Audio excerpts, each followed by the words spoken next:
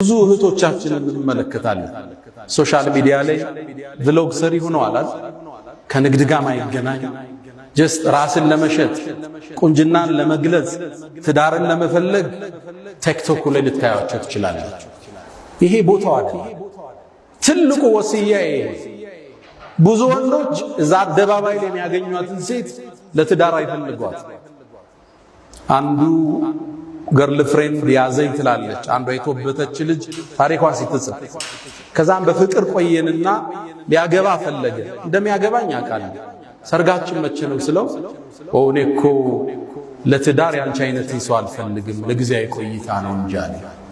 እኔ ለትዳር የምፈልገው እኮ ወንድም አታውቅ ሶሻል ሚዲያዋ ብዙ ረብሻ ውስጥ የሌለች ቁጥብ የሆነች የልጆችን እናት ነው የምፈልጋት።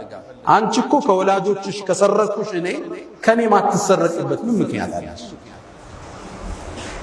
ሴቶች ራሳችሁን ጠብቁ። ቦይ ፍሬንድ የሚፈልጋችሁ ካለ ለሽግግር ነው ለትዳር እንዳታስቡ። ሌላኛው አንዱ ቦይ ፍሬንድ አሁን ቆይ ከዛ ልጋባ ስትለው አንቺ ሙእሚን ነሽ አላት። አዎ አለች። ኢነመል ሙእሚኑነ ኢኽወቱን አላት ይባላል። ታዲያ ሙእሚኖች እኮ ወንድማማች ናቸው አላት።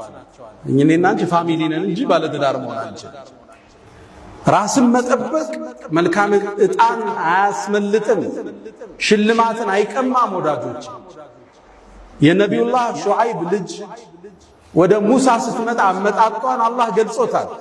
ወጃአት ኢሕዳሁማ ተምሺ ዐለ እስትሕያ ራሷን ጠብቃ መጣች። ሙሳን የመሰለ አላህን ያናገረን ነቢይ ማግባት ቻለች። ሐያዋ ከትዳር አላገዳት።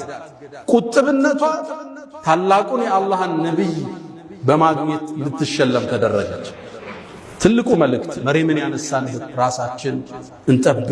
ወጣቶች በተለይ ሴቶች ምንሰማው ታሪክ ብዙ ነው። የብዙ ሰዎች ሕይወት እየተበላሸ ፊውቸራቸው እየጨለመ መጫወቻ እየሆኑ ነው የወጣቱ። ራስን መጠበቅ ለቁም ነገር እስኪደርሱ ቤተሰብ ሸልሞ እስኪድራችሁ ድረስ ስሜትን ማረክ ራስን መቆጠብ ከመርየም የምንማረው ታሪክ ነው።